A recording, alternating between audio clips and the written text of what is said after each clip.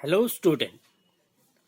तो आज हम जो पढ़ेंगे वो बहुत ही इंटरेस्टिंग है और इंटरेस्टिंग होने के साथ साथ ये बहुत ही इम्पोर्टेंट भी है, क्योंकि जो भी मैथमेटिक्स पढ़ना चाहते हो आगे हायर क्लास में उन लोगों को फंडामेंटल क्लियर होना चाहिए। तो आज जो पढ़ेंगे वो इम्पोर्टेंट है इसीलिए क्योंकि अगर फंडामेंटल क्लियर हो जाओगे तो ये 8 क्लास में भी काम आएगा, क्लास 9 में भी काम आएगा और क्लास 10 में भी काम आएगा। तो आज जो पढ़ेंगे, जिस टॉपिक के बारे में हम पढ़ेंगे उस टॉपिक का नाम है पोलिनोमियल। तो लो तो स्टार्ट द चैप्टर पोलिनोमियल। तो पढ़ने से पहले हमको क्या मालूम होना चाहिए कि नहीं पोलिनोमियल्स होता क्या है। तो देखो हमने पोलिनोमियल्स का डेफिनेशन यहाँ पे लिखा है कि नहीं।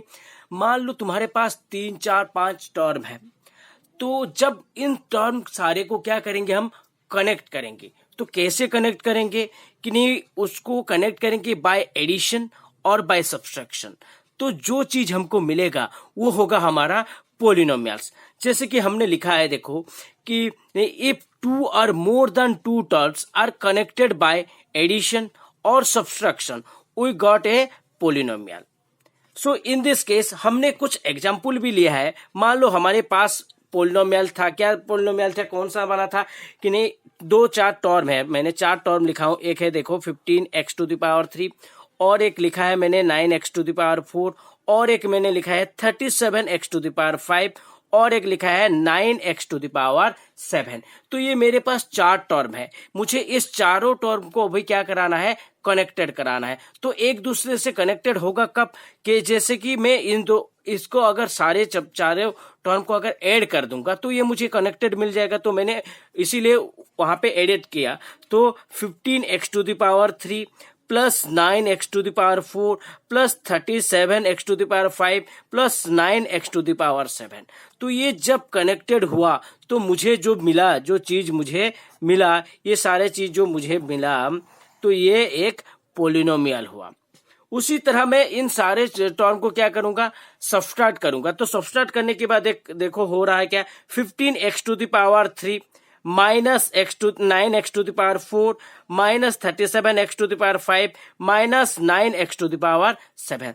तो इन चारों टर्म को जो मैंने सब्सट्रैक्ट किया तो यहां से मुझे मिला एक पोलिनोमियल। और भी हम ले सकते हैं, क्या हिसाब से, हम एग्जाम्पल के हिसाब से ले सकते हैं कि नहीं। मान लो मेरे पास और 2-3 टर्म है, उन तीनों टर्म को मैं ऐड करता हूं। जैसे कि मान लो मेरे पास 5x⁵, इसको मैंने ऐड किया और एक टर्म के साथ, वो है 9x⁴, उसको और एक टर्म के साथ ऐड किया मैंने 3x।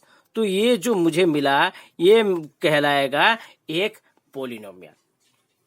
तो ये हो गया पोलिनोमियल्स के बारे में, मतलब पोलिनोमियल्स होता कैसे है और कैसे क्रिएट होता है। तो आगे देखेंगे कि नहीं डिग्री ऑफ द पोलिनोमियल्स। तो डिग्री एक्चुअली है क्या, पोलिनोमियल्स का डिग्री किसको बोलेंगे। मान लो जो ले रहे हैं एक पोलिनोमियल्स, उस पोलिनोमियल्स में वेरिएबल जरूर होगा। जैसे कि मान लो मेरे पास है, क्या है कि नहीं, मेरे पास है 5x⁵।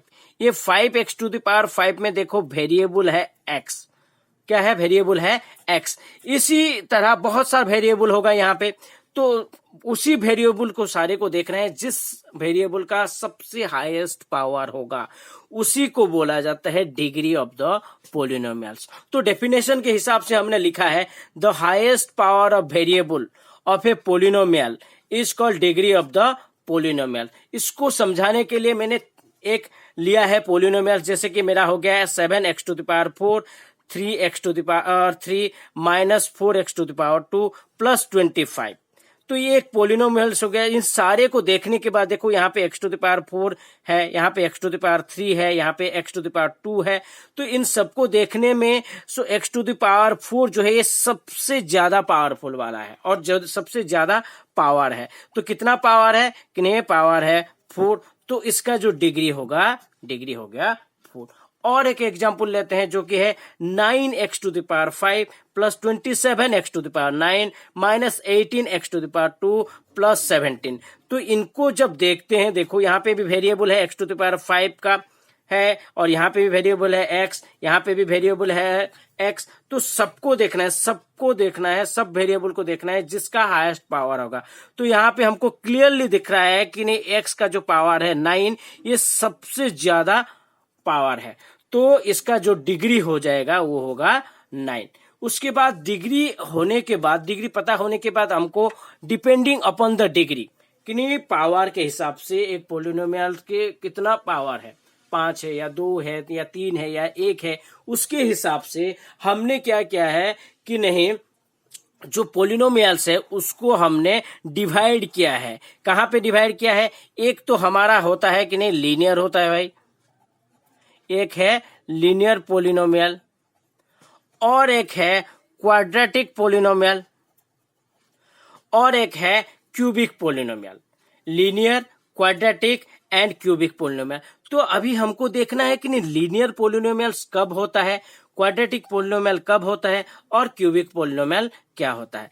तो लीनियर पोलिनोमियल्स हमारा पहले आ जाएगा। तो लीनियर पोलिनोमियल क्या है कि नहीं, लीनियर पोलिनोमियल्स वो पोलिनोमियल्स है जहां पे कि हमको कि नहीं, जिस पोलिनोमियल्स का डिग्री 1 होगा, क्या होगा कि नहीं, डिग्री 1। अगर डिग्री 1 है तो उस पोलिनोमियल को हम बोलेंगे लीनियर पोलिनोमियल। मान लो जैसे कि मेरे पास अभी है एक एग्जांपल के हिसाब से 3x + 15 और एक है 19x - 27 और एक है 9x + 8। तो इन सबको देखो, इन सब में देखो, यहाँ पे वेरिएबल जो है x है, यहाँ पे वेरिएबल है x है और यहाँ पे वेरिएबल है x है। तो सारे में देखो इसका डिग्री कुछ नहीं है, मतलब 1 है। तो अगर 1 है तो ये हो गया डिग्री 1, ये भी है डिग्री 1 और ये भी है डिग्री 1। तो डिग्री 1 होने के बाद उस टाइप का पोलिनोमियल्स को हम बोलेंगे कि नहीं, ये है लीनियर पोलिनोमियल। अगर लीनियर पोलिनोमियल के बाद जो सेकेंड पोलिनोमियल्स आता है वो है हमारा क्वाड्रेटिक पोलिनोमियल्स। तो क्वाड्रेटिक पोलिनोमियल्स किसको बोलेंगे कि नहीं, पोलिनोमियल्स हैविंग डिग्री 2। अगर डिग्री 2 है, अगर किसी भी पोलिनोमियल्स में जो वेरिएबल है उसका पावर अगर 2 होगा तो उस टाइप का पोलिनोमियल्स को हम बोलेंगे क्वाड्रेटिक पोलिनोमियल। जैसे कि देखो हमारे पास था 35x⁻² + 13x - 27। तो इन सबको जब देखते हैं तो यहाँ पे देखो वेरिएबल है x, यहाँ पे भी वेरिएबल है x, लेकिन यहाँ पे जो x⁻² है ये हाईएस्ट पावर है इन सारे पोलिनोमियल में जितने भी डिग्री है, सॉरी वेरिएबल है। तो यहाँ पे डिग्री 2 होने के बाद इसको हम बोलेंगे क्वाड्रेटिक पोलिनोमियल। उसी तरह 17x⁻² - 14x + 91 ये भी है डिग्री 2। क्यों?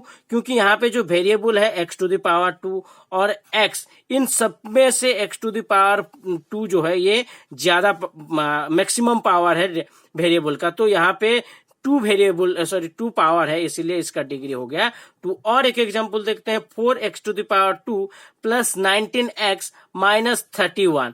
इसको अगर ध्यान से देखेंगे तो देखो यहाँ पे वेरिएबल है x⁻² और एक है x है। तो लेकिन इन दोनों में से देखो हाईएस्ट पावर किसका है, x⁻² और डिग्री पावर कितना है, 2 है, इसीलिए इसका डिग्री भी हो गया 2। और जिसी भी पोलिनोमियल्स का डिग्री 2 होता है उस टाइप का पोलिनोमियल्स को हम बोलते हैं कि नहीं, क्वाड्रेटिक पोलिनोमियल। इसके बाद जो लास्ट वाला आ गया, लास्ट वाला है हमारा क्यूबिक पोलिनोमियल्स। तो क्यूबिक पोलिनोमियल्स किसको बोलेंगे, पोलिनोमियल्स हैविंग डिग्री 3।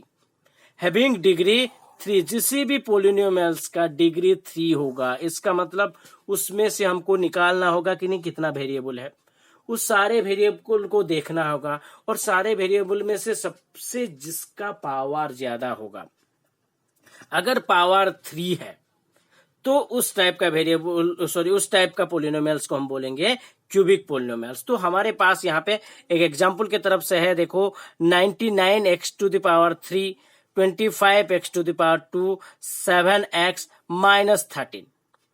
तो इनमें से देखो वेरिएबल है हमारे पास x, यहाँ पे भी x है, यहाँ पे भी x है, और सारे वेरिएबल को देखने के बाद देखो सबसे हाईएस्ट पावर किसका है, x⁻³ है।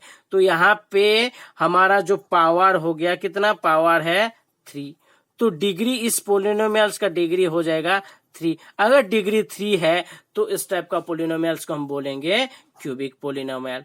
उसी तरह और एक देख लेते हैं, 19x⁻³ minus 27x² minus 13x plus 25। इनमें से भी देखो वेरिएबल है हमारा x3, यहाँ पे भी है x² और यहाँ पे भी है x। तो इनमें से सबसे देखने से हमारा जो x⁻³ है इसका जो पावर है सबसे ज्यादा है और पावर है 3। सो डिग्री हो गया इसका 3। अगर डिग्री 3 है तो इसको हम बोलेंगे क्यूबिक पोलिनोमियल। लास्ट में जो है हमारे पास और एक है पोलिनोमियल, सो है 6x⁻³ plus 23x² plus 5x minus 7।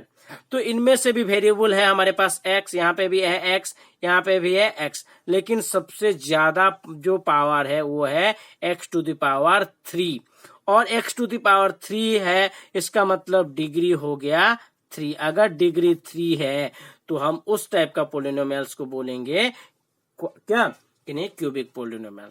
तो ये हो गया हमारे पोलिनोमियल्स के बारे में थोड़ा सा इंट्रोडक्शन, जो कि बेसिक है।